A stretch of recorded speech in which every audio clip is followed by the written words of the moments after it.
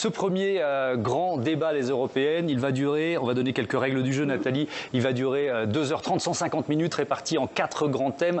On va commencer par l'agriculture et l'environnement avec cette question, le pacte vert est-il trop contraignant ? Ensuite, ce sera la gestion des flux migratoires. Quelle immigration voulons-nous pour l'Europe ? Thème très important, la guerre en Ukraine. Ce sera au cœur de notre troisième partie avec cette interrogation. L'Europe peut-elle se défendre seule ? Et enfin, un thème lié au coût de l'énergie. L'Europe peut-elle garantir l'indépendance énergétique et le pouvoir d'achat des Français ?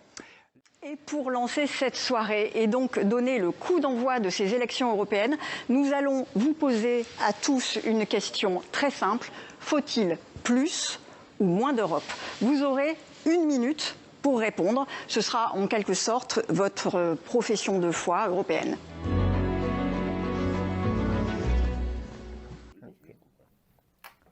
Très clairement, la réponse à cette question, c'est plus d'Europe. Mais d'abord, la première des choses que je veux dire, c'est que quand je dis plus d'Europe, c'est une Europe aussi qui doit être plus démocratique. Aujourd'hui, ce qui est le plus reproché à l'Europe, c'est son manque de proximité avec les citoyens européens. C'est aussi le manque de lisibilité démocratique aujourd'hui et de compréhension de qui fait quoi, de qui est légitime pour dire ce qu'il dit. On entend beaucoup, par exemple, la Commission européenne édicter ou annoncer des nouvelles mesures, des nouvelles directives. On a l'impression qu'elle agit sans contrôle démocratique et il faut dire que c'est un peu vrai. Donc, plus d'Europe, ça c'est certain, on a besoin d'un continent européen qui est beaucoup plus fort encore qu'il ne l'est aujourd'hui.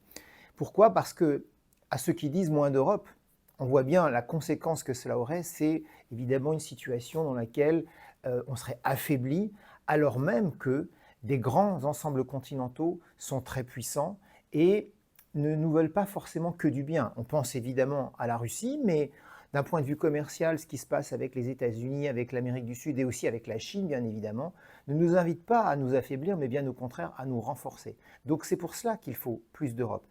Et puis l'Europe, c'est aussi un continent de valeurs communes.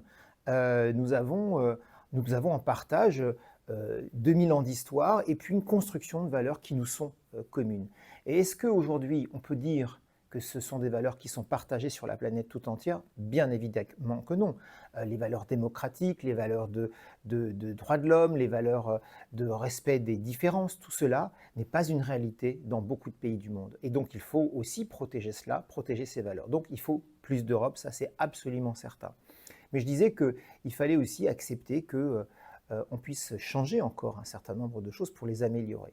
Je pense par exemple que le fait que la Commission européenne est quelque peu trop autonome à notre sens dans sa façon de fonctionner, nous invite à se dire qu'on a besoin peut-être de réfléchir à faire de la Commission un véritable gouvernement européen, mais pour cela, donc, à l'issue des élections européennes, quand le Parlement européen sera élu, eh bien, on puisse faire comme dans toutes les démocraties, la constitution d'un gouvernement issu d'une majorité politique au sein du Parlement européen, donc les différentes forces politiques qui peuvent s'entendre pour faire une majorité au Parlement européen, eh bien, propose un, entre guillemets, Premier ministre, en l'occurrence un président ou une présidente de la Commission européenne, et ce président ou cette présidente constitue une équipe, un gouvernement, et si possible, si on pouvait éviter d'avoir, comme on l'a aujourd'hui, un commissaire par État, mais plutôt une cohérence politique, ce serait un petit peu plus logique et plus cohérent.